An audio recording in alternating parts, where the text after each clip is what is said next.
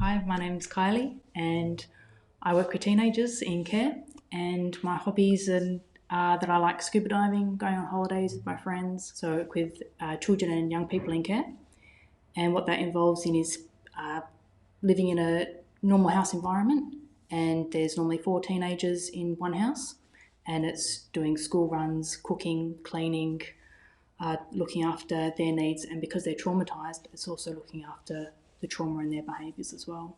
I was assaulted by the young person who actually was kicking me into the left leg and into the thigh and the hip repeatedly. So my injuries went from my neck and shoulder through to my left hand, and then down the left side of my hip and back, and obviously into the foot where I couldn't even put pressure properly down on the left side.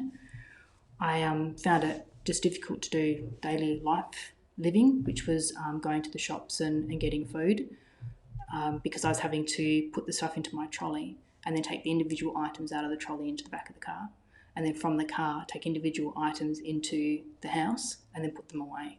So the whole process of just doing that was exhausting in itself and would write me off for the rest of the day, where I'd need to lie down. So initially with sitting, I was actually using an orthopedic cushion to sit at, just to sit on a normal chair, even at the dining room, to drive with as well. So I had a cushion in my car and a cushion that I carried around with me everywhere. Found it hard to sleep because I was waking up in pain and having to move and readjust my sleeping position. It got to the point where I actually needed to move back to my parents' place because the daily living was too much. Doing the shopping, house cleaning was probably the worst one. Using a vacuum and getting into that push and pull motion was one of the worst movements for me at that time. I was told that I needed cortisone injections for the pain and that it was muscular. And then I was then told that those injections weren't actually going to work at all. And that was the same doctor that had told me to go and get them. So I had a lot of misdiagnoses and a lot of mistreatment before I actually got to where I am now. The exercises that I was given and the weights that I was given to lift, I don't feel it were appropriate for the injuries that I had at that time. And so what was happening was I was getting inflammation and I was getting more pain because of the exercises that I was given. So I felt like I was going backwards and not forwards. And then obviously the cortisone injections weren't going to work. And I spent so long waiting to see whether that was going to actually work or not work. And I would have had possibly four of those injections. And so there was a lot of mucking around there. So the time frame till I saw that there was an improvement was about 18 months. The team that's helped me get on the road to recovery has been my doctor and the physios that I've been seeing as well, which have been Tim and Jenny.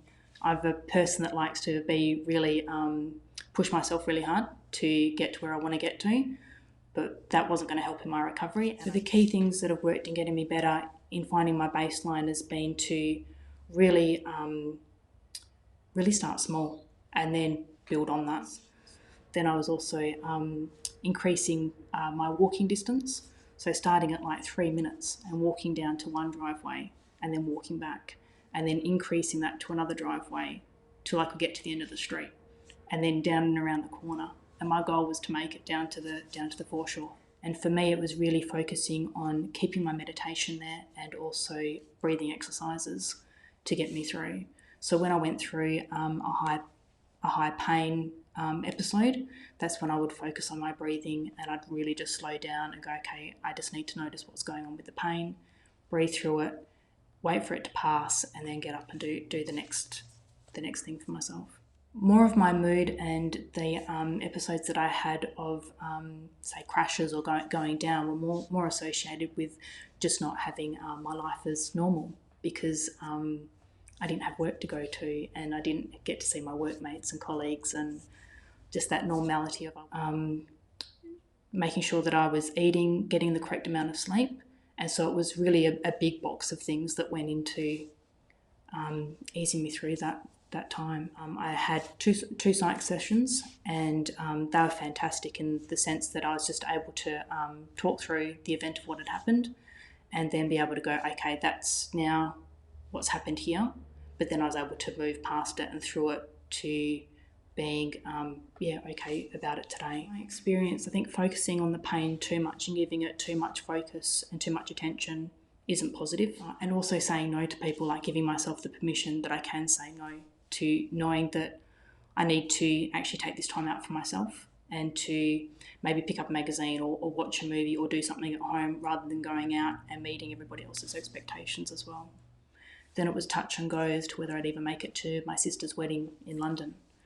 So with a lot of work on my part, and pain management, I was able to do the 17-hour plane flight over to London and participate in my sister's wedding. So I'm pretty much back to life as normal, which is fantastic on my part. I'm looking forward to going back diving when the weather gets warmer. I'm back on my rowing machine, and at the moment I'm actually doing a heptathlon, which is 7 events in 7 days, and looking at beating my personal best that I actually had set back in 2018. I'm actually, from the recovery that I've had, I'm in a better position now than I was even 2 years ago. My lifting capacity is far better. I had a 25 kilo weight that I needed to be able to lift before I could go back to work, and I can now lift 30 kilos. And I would give them my story as to what helped me, and for them to take if the hat fits, wear it. So if something out of my toolbox works for them, then give that a go.